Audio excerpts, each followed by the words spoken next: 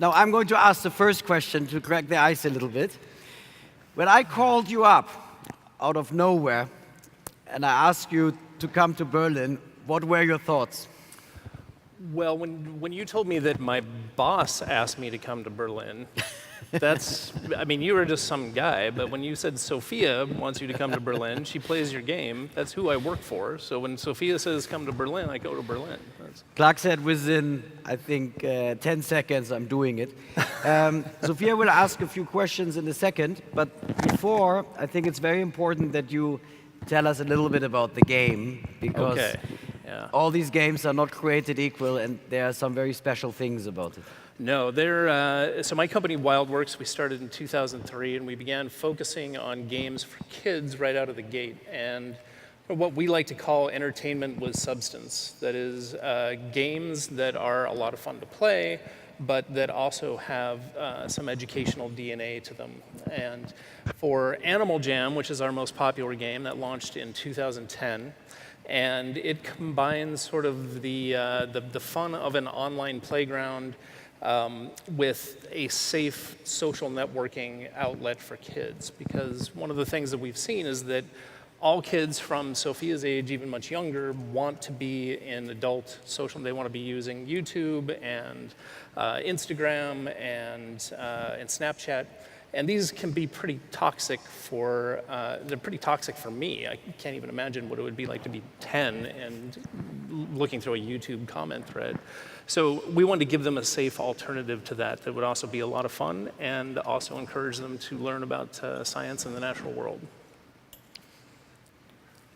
So what inspired you to create Animal Jam?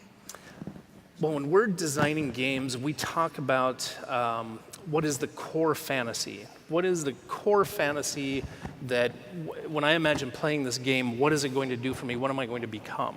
And I think if you go to any playground in the world right now, in any language, and you just watch kids, you will see them pretending to be their favorite animals. And I'm sure they were doing that around campfires 100,000 years ago. That's just kind of a primal play pattern.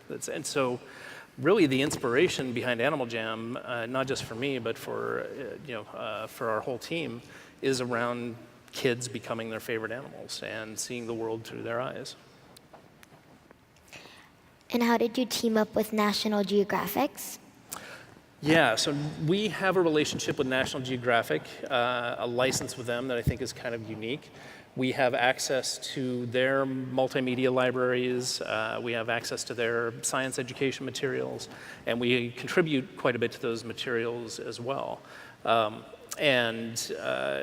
we associate the game with National Geographic.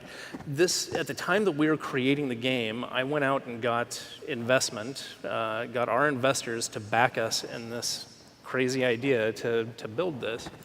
And they said, well, you're going up against Viacom and Disney and people who have their own cable television networks. Maybe you ought to align yourself with something that people have actually heard of, parents especially. So we went and talked to a few organizations, and National Geographic is the one that just was simpatico. We immediately had a great feeling with them that they really wanted to do something long term. And I think that we have now over 80 million kids that have played Animal Jam. We've probably brought more people to the National Geographic Society and hopefully future members of the nonprofit society than maybe any other initiative that they have going on for kids. And also, how do you prevent scammers and hackers? Scammers and hackers. A lot of that for us is education, because we can have. Please explain what scammers are, because I had no idea. So one of the most popular components of the game is trading items. So I have an animal character, and there'll be all these kind of cool dress-up things that I can get for my animal character. I have a den, and I can get stuff for that. So kids are able to trade items in the game, and it creates this very complex economy that really is of their own devising. They decide what items are rare and what values they have, and they will express this in terms of, well, that is worth 4 black long spike collars, or whatever it is. So anytime that you have a trading economy, whether it's a real world playground or a virtual playground, you have kids that are not playing nice. You have kids that are saying, well, let me just try that on and I'll give it right back to you, and then they take off. Or you have kids that are trying to get other kids to give them their passwords and say, I want to go check out something in your den while you're at school, and then they take all their stuff and sell it on eBay. So how do we prevent that? Well, there's only so much that we can do with technology. We can have best-in-class encryption. We can have systems in there to make sure that people aren't automating hacking systems, and we have all of that. But ultimately, 99% of the security problems that we see in Animal Jam are kids voluntarily giving their password to somebody else. Whether it's a friend or whether it's somebody who told them that they would get free stuff if they gave them their password. So for us, the challenge is education more than anything. And you'll see a lot of videos on our site about this. You'll see a lot of things through AJ Academy, which is our free educational adjunct to this. And it's something that I talk about quite a bit too, is educating kids in digital citizenship before they get to the point where this can be really seriously impactful. We need to teach them to create good passwords and to store them securely and to not give them to anybody. And Sophia was telling me about the passwords that she creates back there, and she is super smart. She creates good passwords, and hopefully nothing like that ever happens to her. So let me ask you a question as an investor for a change.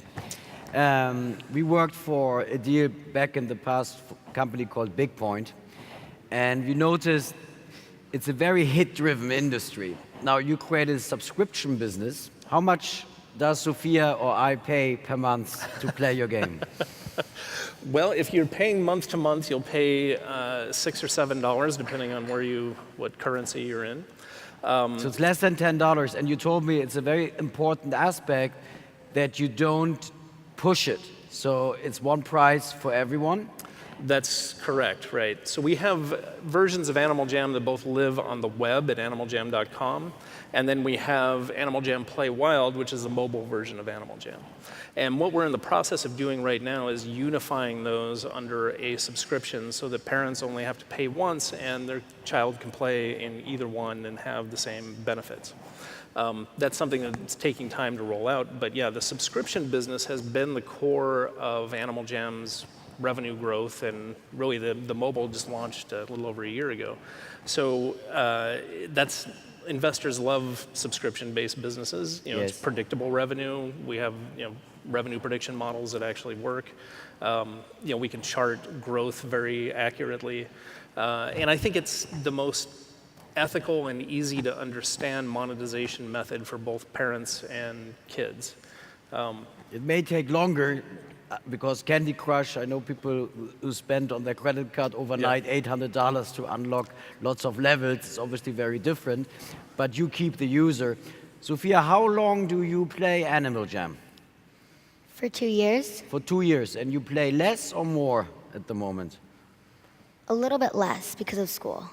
A little bit less because I like that. I like. She's a busy woman. You think you're addicted to Animal Jam? I was, maybe still am. I was. Are you a recovering gamer? Sort of. Clark, how do you deal with this when parents call you and say, hey, my daughter is missing her homework, it's crazy. Yeah. Do you have like a Gamers Anonymous? Sophia and I were talking about this backstage too. My children have to do, if they want any time on their digital devices, they have to do workbook pages, they have to practice their piano and do their chores and that. We have a parental control interface for the game where parents can determine exactly what level of social interaction, if any, their child will have in the game. But can you also limit the number of I'm down saying hours. you can limit their access to the game. You can curtail it. Now, in terms of number of hours, it does not have that functionality yet. That is something that we would like to bring out. Doesn't matter for you. You get the subscription anyway, right? We get either way, yeah. But no, I think it is very important that we give parents the tools to use this as an incentive in the home and not something that is detracting from school or activities. I mean, what you don't know, Sophia had a Musical.ly account without us knowing, and she built up a big follower group. It was her and her dog dancing usually. And it's scary because these social media are open, right? They're open for a reason. And I think if children, let's say below 16 or so, experience with social media, we want it to be in a safe environment. So maybe Animal Jam is the answer to make sure they don't go to Facebook and all these other things too early. I hope so. We use some very sophisticated chat heuristics to make sure that kids are not exchanging personal information, phone numbers, contact information, and things through Animal Jam. Probably the highest cost center of our business, and the reason I don't think you see more developers making games for kids is that it's a very high-touch business. We have, I think we have almost 150 people just working in community engagement and safety. And they're constantly in the Animal Jam world with the kids, making sure that everything's okay. They're monitoring the computer safety like Sophia was talking about, but more than anything, they're protecting their personal information and making sure that it's a friendly place to play. Well, excellent. Sophia, you should have the last word. If any more questions? No. No? Is the Animal Jam 2.0 coming out one day? Animal Jam Play Wild is out in the App Store now. Both games are updated every 2 weeks, so it's constantly 2.0 for us. It's excellent. Really... What a story. Thank you so much. Hey, thank you. Thank you, Sophia. Thank you.